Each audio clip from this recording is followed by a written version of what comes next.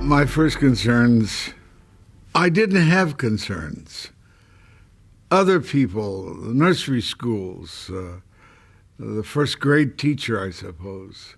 I loved the headstronginess. There was no tree he didn't want to climb. There was no bolting for the street that he didn't want to do.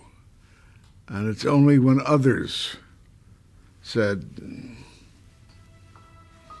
gotta examine him. For me, it was milestones. Our son was missing pretty important milestones, such as speech and certain things like that. And we went to the doctor and said, hey, we think there might be something going on here.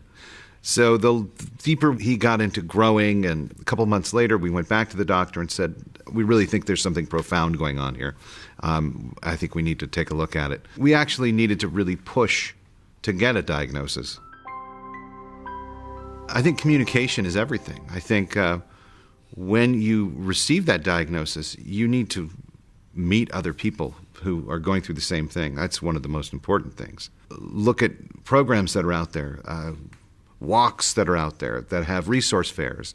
Be a detective and figure out what is the best for your child. And that's what's really important, is what is the best for your child. It's made me a better man because I knew I should be practicing the patience. Benevolence is what's required. Nice and easy. Slowly explaining. Patience. And of course the world could use it, but I need it in big doses. I can attest to that. He did need patience. So maybe it was God's way of working patience into his life. But I think patience is definitely one of the top, things. But I think also for me it was just a big signpost on what really truly was important in life. I know I became a better father working with autism for both of my sons.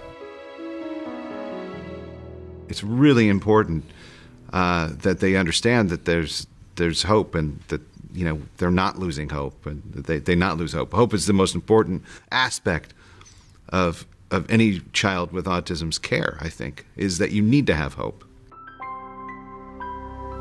I would say you've been given an answer to a great mystery in your life, and that is liberation. Don't ever lose hope, because there is hope. What's the most important thing is that a child with autism is allowed to kind of move in their own direction. In order for that to happen, we've got to change. Parents have to change. Parents have to work with their children and change. Change the way they do things. Change the way, if they have older kids, change the way they did things with their older kids. The child has been blessed. These are special people. They're very special. And we must take the time to appreciate them, to cultivate them, to enjoy them.